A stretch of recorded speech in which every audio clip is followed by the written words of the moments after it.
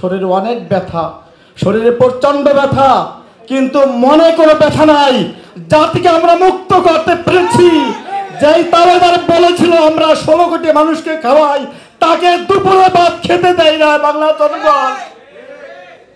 মাঝে মাঝে শুনি এখনো আবার আসবেন দ্বিগুণ শক্তি নিয়ে, চট করে ঢুকে যাবেন।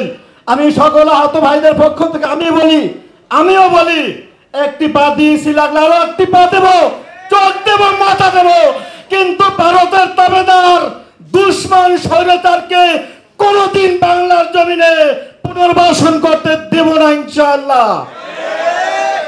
19 জুলাই আমি গুলিবিদ্ধ হয়েছি।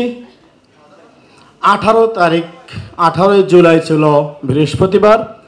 আমি পেশায় একজন শিক্ষক, রামপুরা বনশ্রীর, সকলে নাইম স্যার হিসেবে আমাকে চেনেন। তো ক্লাসে 18 জুলাই যখন ক্লাসে একটি হাদিস পড়িয়েছিলাম, মান আমিন কুমন কারম ফালিউ গয়ের বেয়াদি ফাইল্লাম ইয়াস্তাতি ফাবি লিসানি ফাইল্লাম ইয়াস্তাতি ফাবি কলবি ওয়াজালিকা আদাফুল ঈমান। আমরা সবাই হাদিসের অর্থ জানি। তখন এক ছাত্র আমাকে প্রশ্ন করেছিল, স্যার এখন যে আন্দোলন চলতেছে, ছাত্রদেরকে গুলি করতেছে, আমরা কি নামবো না বাধা দিতে? হাত দিয়ে বাধা দেব না? তখন অদৃশ্য শক্তির কারণে বলতে পারিনি তোমরা নামো। তখন ইশারা ইঙ্গিতে বলেছিলাম পরিবারের অনুমতি নিয়ে তোমরা রাস্তায় নামবে। 19 জুলাই যখন জুমার নামাজ পড়তে যাচ্ছিলাম, ছাত্ররা বলেছিল, স্যার আমাদের জন্য দোয়া করবেন, কিছু সাহায্য করেন। পকেটে যা ছিল তাদেরকে দিয়ে দিয়েছিলাম পানি খাওয়ার জন্য। নামাজের পরে যখন দেখলাম আমার ছোট ছোট ছাত্ররা বনশ্রীর চোখে গুলি খাচ্ছে, মাথায় গুলি খাচ্ছে, আমার চোখের সামনে দিয়ে রিক্সা নিয়ে যাচ্ছে, তখন নিজের বিবেকের তারা নিজেকে স্থির রাখতে পারেনি। তাদেরকে পরিপূর্ণ সাপোর্ট দেওয়ার জন্য আমিও রাস্তায় নেমেছিলাম। তখন সেই পুলিশ বাহিনী কুলাঙ্গার যারা পুলিশের সদস্য ছিল, তারা দূর থেকে টার্গেট করে গুলি করেছে। লাইভ বুলেট যাকে বলে, জীবন বিধ্বংসী। আমার পায়ে এখনো গুলি রয়েছে। আমি যে অবস্থা আপনাদের সামনে দাঁড়িয়েছি, 10টি রড বসানো, 4টি রিন বসানো, 5 কেজি ওজন হবে প্রায়। তারপর আল্লাহর শুকরিয়া, আমির জামাত যখন পঙ্গু হাসপাতাল আমাদেরকে দেখতে গিয়েছিলেন, তখন আমি বলেছিলাম, আমাকে তিনি জিজ্ঞেস করেছিলেন এখন শরীরের অবস্থা কেমন। আমি বলছিলাম, স্যার শরীরে অনেক ব্যথা, শরীরে প্রচন্ড ব্যথা, কিন্তু মনে কোনো ব্যথা নাই। জাতিকে আমরা মুক্ত করতে পেরেছি। যেই তাবেদার বলেছিল আমরা 16 কোটি মানুষকে খাওয়াই, তাকে দুপুরে ভাত খেতে দেয় না বাংলা জনগণ।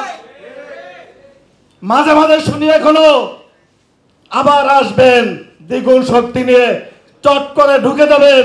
আমি সকল আহত ভাইদের পক্ষ থেকে আমিও বলি একটি পা দিয়েছি, লাগলে আরো একটি পা দেবো, চোখ দেবো, মাথা দেবো, কিন্তু ভারতের তাবেদার দুশ্মন স্বৈরাচারকে কোনদিন বাংলার জমিনে পুনর্বাসন করতে দেব না ইনশাআল্লাহ। একেবারে সংক্ষিপ্ত করে বলছি, আমার প্রাণপ্রিয় সংগঠন বাংলাদেশ জামাত ইসলামী, এই সংগঠন আছে বলে বাংলাদেশে মানুষ মুক্ত হতে পেরেছে। এই সংগঠন যতদিন মাথা উঁচু করে দাওয়াতি কাজ করতে পারবে, ততদিন কোনো অন্যায় অবিচার এই সমাজে হবে না। 100% বিশ্বাস নিয়ে সেই কথা বলতে পারি। সুতরাং চিকিৎসা নিয়ে আমাদের সাথে টালবাহানা করা হয়েছিল।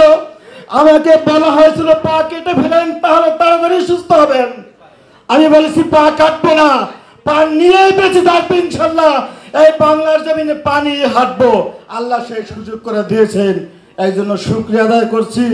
আমি বাংলাদেশ জামাত ইসলামের কাছে ছোট্ট একটা অনুরোধ করছি, আপনারা আমাদের পক্ষ থেকে, পুরো আহত নিহত ভাইদের পক্ষ থেকে রাষ্ট্রীয়ভাবে এবং দলীয়ভাবে যতটুকু সম্ভব পাশে আছেন আমরা জানি, আরও থাকবেন।